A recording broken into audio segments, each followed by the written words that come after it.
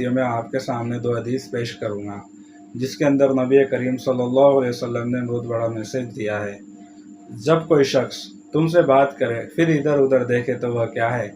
امانت ہے۔ پھر ایک اور حدیث ہے جس کے اندر اللہ کے رسول صلی اللہ علیہ وسلم نے ارشاد فرمایا جس کے اندر امانت نہیں اس کے اندر ایمان نہیں۔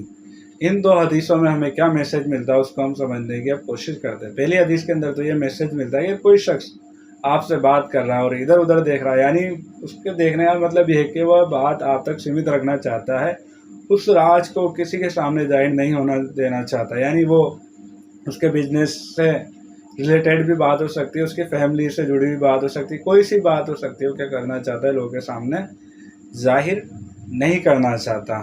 یہ ہوا اس حدیث کا مطلب۔ پھر دوسری حدیث کا مطلب یہ ہوا کہ اگر کسی نے آپ کے سامنے کوئی راز رکھا یا کچھ ورک کیا پھر آپ نے اس کو لوگوں کے سامنے ظاہر کر دیا تو وہ کیا ہے؟ امانت میں خیانت ہے۔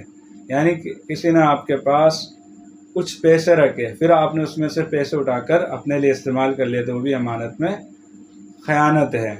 یعنی وہ ہر بات امانت میں خیانت ہے جو کسی شخص نے آپ کو دیا ہو پھر اس کا استعمال آپ غلط طریقے سے کر لے تو وہ کیا ہے؟ امانت میں خیانت ہے۔ یعنی کسی کے راز کو فاش کرنا بھی امانت میں خیانت ہے، اور اس چیز سے ہمیں بچنا چاہیے۔